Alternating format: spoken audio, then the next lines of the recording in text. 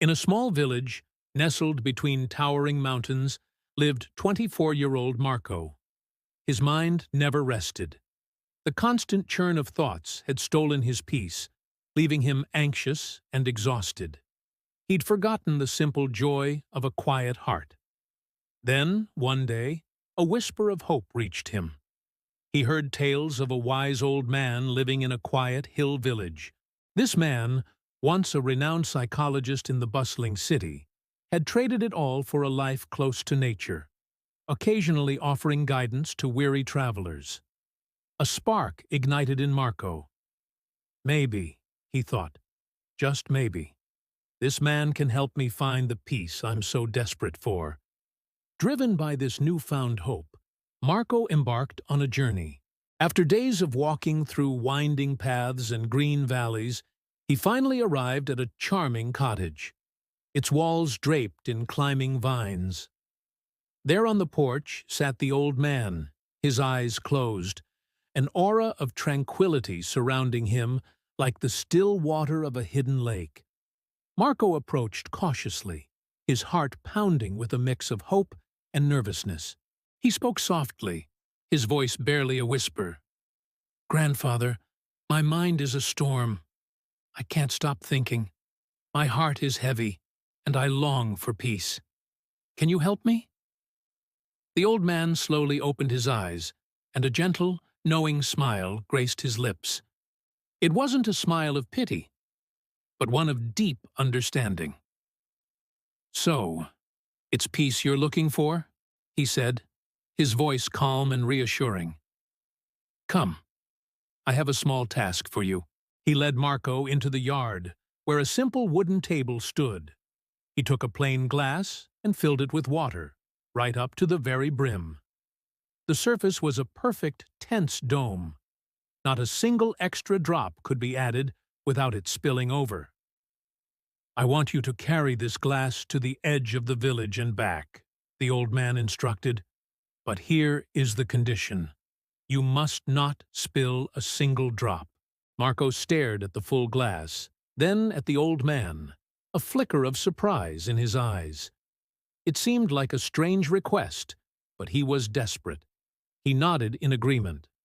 Holding the glass with both hands, his knuckles white with concentration, he set off. The village path was narrow and uneven. The world around him was alive with motion and sound. People bustled past him on their daily errands. Shopkeepers shouted out their daily specials, their voices a lively chorus. Dogs barked playfully, chasing each other in circles. Children, their faces bright with glee, laughed and ran through the streets, their games a whirlwind of energy. But Marco saw none of it. He heard none of it. His entire world had shrunk to the shimmering surface of the water in the glass. His gaze was locked on it, unwavering. Every step was deliberate, every breath measured. He felt the subtle shift of the water with each movement, his body automatically adjusting to keep it perfectly still. The noise, the chaos, the life of the village, it all faded into a distant, muffled hum. He walked to the edge of the village, his focus absolute. He turned around, just as carefully, and began the journey back. Step by careful step, he navigated the familiar path, his mind a silent, focused space. When he finally returned to the cottage, the water in the glass was just as it had been. A perfect, unbroken surface. A smile bloomed on Marco's face, the first genuine smile he'd felt in what seemed like an eternity. It felt foreign, yet wonderful. "I did it," he announced, a note of triumph in his voice. "I did it! Not a single drop spilled." The old man nodded, his own smile widening. "Excellent work. Now tell me, on your journey, did you see the children playing? Did you hear the dogs barking or the shopkeepers calling out?" Marco paused, thinking back. He shook his head. "No," he admitted, surprised by the realization. "No, I didn't notice any of that. I was focused only on the glass, on keeping the water from spilling. The old man's smile deepened, reaching his eyes.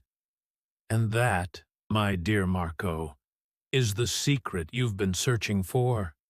A secret you already carry within you. He gestured towards the glass. When your mind is fully anchored in the present moment, there is no space left for the ghosts of the past or the phantoms of the future. While you were watching the water, your mind became quiet. You weren't worrying. You weren't regretting. You were simply here. Understanding dawned on Marco, slow and beautiful, like a sunrise breaking over the mountain peaks. Peace wasn't some distant treasure to be found. It wasn't in a special place or in another person's wisdom. It was right here, inside him, accessible in any moment he chose to be fully present. He bowed his head in gratitude. Grandfather, I see now. To calm the storm in my mind, I don't need to fight the waves. I just need to bring my attention here, to what I am doing, right now. The wise old man said nothing more. He didn't need to. His work was done. The lesson had been learned not through words, but through experience. As the sun began to dip below the horizon, painting the sky in hues of orange and purple, Marco started his journey home. He was the same young man who had arrived full of turmoil, yet everything was different. He felt lighter, as if a great weight had been lifted from his shoulders. He now knew he had a tool, an anchor. When the storms of thought began to gather, he knew how to guide his mind back to the calm harbor of the present. That night, for the first time in a long time, Marco slept deeply. He could smile freely. He felt ready to begin again.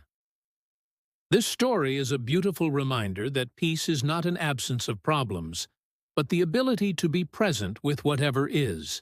Just like Marco, we all have the power to bring our focus to our own glass of water. Whether it's the feeling of our breath, the taste of our food, or the sounds around us. In that focus, we find our quiet center.